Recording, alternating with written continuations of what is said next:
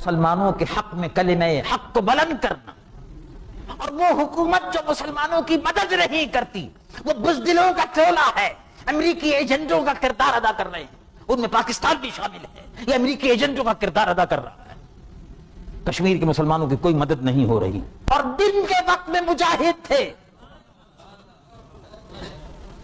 یہ بھی پیش نظر رکھو کہ صحابہ رضوان اللہ علیہم اجمعین عبادت میں اپنی خلوت میں رہتے تھے اور جہاد کے وقت جلوت میں آ جاتے تھے، یہ بھی پیش نظر رکھو۔ لیکن یا رسول اللہ، لیکن بزدل لوگ صرف ایک رخ دکھاتے ہیں، اسلام کا ایک رخ دکھاتے ہیں، اس لیے کہ ان کا فائدہ اسی میں ہے کہ قوم بزدل رہے، ان کا فائدہ اسی میں کہ قوم اس طرف متوجہ نہ ہو، اور امریکہ اور برطانیہ اور یہود اور ہنود کی سازشیں کامیاب رہیں کہ مسلمان کسی قسم کی جدوجہد نہ کر سکے، مسلمان کفر کی قوتوں کے خلاف جہاد نہ کر سکے، مسلمان عیسائیوں کی سازشوں کو سمجھ نہ سکے۔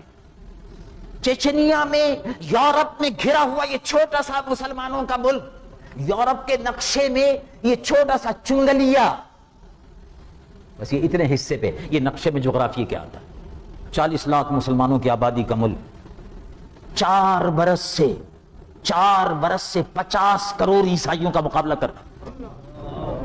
بوسنیا کیا مجاہد ہیں، اللہ ان پر اپنی رحمت نازل فرمائے۔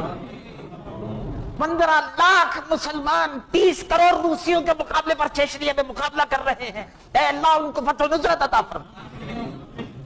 1 کروڑ مسلمان کشمیر کی سرزمین پر 80 کروڑ ہندوؤں کا مقابلہ کر رہا ہے، اے اللہ ان کو فتح و نصرت عطا فرما۔ یہ جہاد ہے، ان مسلمانوں کے حق میں کلمہ حق کو بلند کرنا، اور وہ حکومت جو مسلمانوں کی مدد نہیں کرتی وہ بزدلوں کا ٹولہ ہے، امریکی ایجنٹوں کا کردار ادا کر رہے ہیں، ان میں پاکستان بھی شامل ہے، یہ امریکی ایجنٹوں کا کردار ادا کر رہا ہے۔ کشمیر کے مسلمانوں کی کوئی مدد نہیں ہو رہی، زبانی جمع خرچ اور کلامی ہو رہی ہے۔ بوسنیا کے مسلمانوں کی کوئی مدد نہیں ہو رہی۔ اقوام متحدہ کا کردار شرمناک کردار ہے۔ ہم اقوام متحدہ کی تقریبات کو بناتے ہیں، اقوام متحدہ کی تقریبات کا بائیکاٹ ہونا چاہیے، اقوام متحدہ کی تقریبات کو یوم سیاہ کے طور پر بنانا چاہیے۔ اقوام متحدہ ظالم عیسائیوں کا، یہودیوں کا اور ہندوؤں کا ادارہ ہے جو مسلمانوں کا قتل عام کرا رہا ہے، اور مسلمانوں کے قتل عام پر بے حسی مسلمان حکمراں خاموشی کے ساتھ میں ساری چیزوں کو برداشت کر رہے ہیں اور اقوام متحدہ کی تعریفیں کر رہے ہیں۔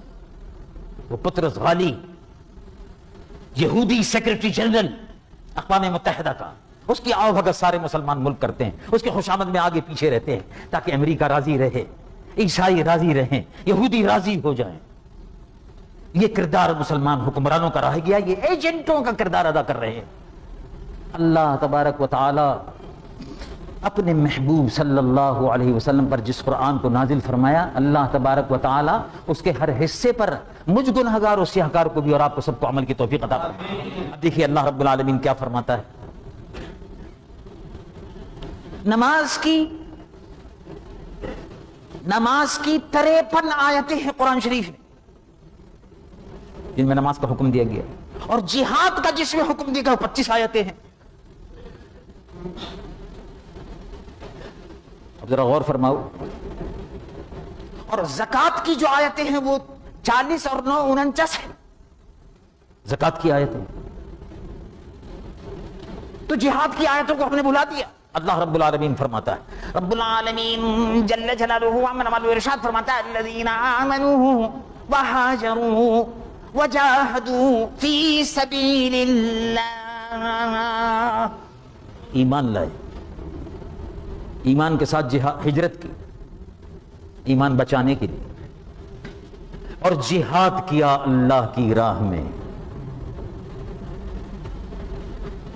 جہاد کس طرح سے ہوگا؟ رب العالمین جل جلالہ ارشاد فرماتا ہے، وجاہدوا فی سبیل اللہ باموالہم وانفسہم، مال سے مجاہدین کی مدد کر کے، وانفسہم، اور اپنی جان کو قربان کر کے، ایسے لوگوں کا مرتبہ کیا ہے؟ دیکھیے قرآن شریف میں اللہ رب العالمین کیا فرماتا ہے، بھئی ایسے لوگوں کا مرتبہ کیا ہے جو اللہ کی راہ میں مال سے، اللہ کی راہ میں مال سے اور جان سے جہاد کر رہے ہوں، ان کا مرتبہ اللہ کے نزدیک کیا ہے؟ بھائی ہم کو ثواب بتایا گیا کہ زیادہ سے زیادہ عمرے کر لو، سبحان اللہ، بڑی خوشی کی بات ہے، عمرے خوب کیجئے، سال میں 2 دفعے عمرے کیجئے، 4 دفعے کیجئے، مگر یہ پہلو قرآن شریف کا کیوں بھولتے ہو؟ اس کو کیوں نہیں یاد دلاتے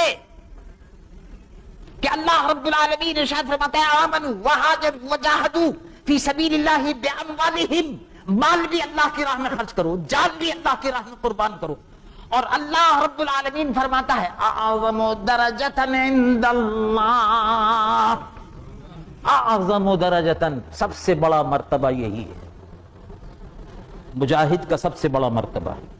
اسی لیے آپ نے دیکھا ایک شخص نے زندگی بھر نماز پڑھی، ایک شخص نے زندگی بھر روزے رکھے، ایک شخص نے زندگی بھر زکوٰۃ ادا کی، کہیں قرآن شریف کی کسی آیت میں آیا کہ جب وہ مرتا ہے تو اللہ تعالیٰ اس کو ہمیشہ کے لیے زندہ کر دیتا ہے؟ کہیں بھی نہیں ہے، کہیں نہیں ہے۔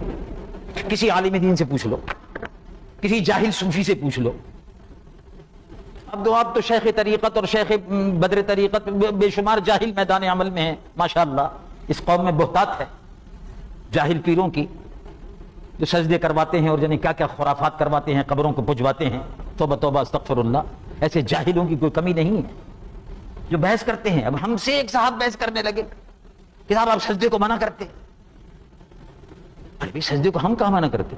تو قرآن شریف میں منع ہے، ہم کہاں منع کرتے؟ حدیث میں منع ہے، ہم کہاں منع کرتے ہیں؟ ہمارے پچھلے علماء جتنے گزرے ہیں سب نے لکھا ہے کہ حرام ہے، سب نے لکھا ہے کہ شرک ہے، ہم تو نہیں کہتے، جو بزرگوں نے لکھا ہے۔ چلو آخری بزرگ گزرے ہیں، آخری بزرگ گزرے ہیں اہل سنت کے مقتدا و پیشوا امام اہل سنت عظیم المرتبت مجدد دین ملت مولانا شاہ احمد رضا فاضل بریلوی نور اللہ مرقدہ، وہ خود فرماتے ہیں فی حکم سجود التحیہ الزبدۃ الزکیہ، خود فتوے میں اپنے ارشاد فرماتے ہیں کہ سجدہ کرنا حرام ہے، اور عبادت کی نیت سے ہے تو مشرک ہے، جہنمی ہے، تو پھر کیوں سجدے کرتے ہو؟ یہ تو بزرگوں کا بھی فیصلہ ہے، قرآن اور سنت کی روشنی میں فیصلہ ہے۔ شاہ احمد نورانی تھوڑی کہتے ہیں، ہمارا تھوڑی عقیدہ ہے، یہ تو شیخ عبدالحق محدث دہلوی نے عشیات اللمعات میں لکھا کہ بوسہ دادن، اگر قبر کو کسی نے بوسہ دیا تو وہ یہود و نصارہ کے طریقے پر ہے، حضور کی امت میں سے نہیں ہے۔ بوسہ دادن طریقہ یہود و نصارہ، عشیات اللمعات شرح مشکات، شیخ محقق شاہ عبدالحق محدث دہلوی 300 سال پہلے کے بزرگوں میں سے ہیں۔ یہ تو بزرگوں کا فیصلہ ہے، ہماری کوئی اپنی ایجاد تھوڑی ہے، ہم تو گناہگار و سیاہکار ہیں، ہماری کیا حیثیت ہے ان بزرگوں کے مقابلے پر؟ ان کے قدم کی، ان کے جوتیوں کی خاک کے برابر بھی نہیں۔ بہرحال میں عرض یہ کر رہا تھا کہ جاہلوں نے لوگوں کو گمراہ کر دیا۔ اللہ رب العالمین نے حکم فرمایا جہاد بالمال بھی ہو اور جہاد بالقلم بھی ہو، جہاد بالسیف بھی ہو، قلم برائی کے خلاف جہاد کرو، ڈکٹیٹروں کے خلاف جہاد کرو، امریکی ایجنٹوں کے خلاف جہاد کرو، وہ ظالم حکمراں کہ جو عوام کو ظلم کی چکی میں پیس رہے ہیں ان کے خلاف جہاد کرو، اور اللہ حضور پر نور سید العالمین محمد الرسول اللہ صلی اللہ علیہ وسلم پر جو قرآن نازل ہوا اس میں یہ نہیں فرمایا جس نے 10 عمرے کر لیے اس کو زندگی مل گئی، جس نے 10 حج کر لیے ثواب ملے گا، گناہ معاف ہوتے ہیں، یقیناً ہوتے ہیں، لیکن حق العباد اپنی جگہ پر رہے گا۔ کسی نے کسی کا حق مارا ہے تو وہ تو دینا ہی پڑے گا، اب چاہے 10 عمرے کر لو چاہے 50 حج کر لو۔ لیکن اللہ رب العالمین اپنے کلام میں فرماتا ہے کہ جس نے جہاد کیا اللہ کی راہ میں اور اس کا خون بہا، اس نے تکلیف اٹھائی، مرنے کے بعد اس کا حشر کیا ہوگا؟ رب العالمین جل جلالہ عما والہ ارشاد فرماتا ولا تقولوا لمن يقتل في سبيل الله امواتا، جو اللہ کی راہ میں جہاد کرتے ہوئے شہید ہو گیا وہ ہمیشہ کے لیے زندہ ہے۔ دیکھا آپ نے شہید کی اور مجاہد کی فضیلت کیا ہے؟ یہ فضیلت کسی کو حاصل نہیں ہے، اسی لیے ارشاد فرمایا حضور پر نور سید العالمین محمد الرسول اللہ صلی اللہ علیہ وسلم نے بدر کے لیے حضور نے خطبہ دیا، میدان احد میں جانے کے لیے حضور نے خطبہ دیا، صحابہ جہاد کے لیے تیار ہو جاؤ۔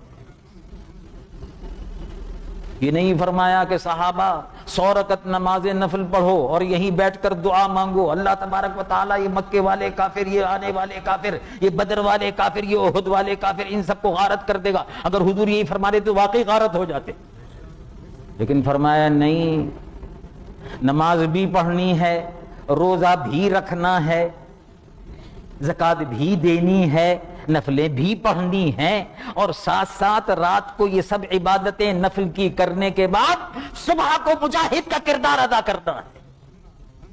بازار میں جب نکلو تو برائیوں کے خلاف مجاہد بن جاؤ، زندگی بھر برائی کے خلاف جہاد کرتے رہو، یہ بھی باعث اجر و ثواب ہے۔ اللہ تبارک و تعالی مجھ گنہگار و سیاہکار کو اور ہمیں اور آپ کو سب کو عمل کی توفیق عطا فرمائے۔ وآخر دعوانا ان الحمد للہ رب العالمین۔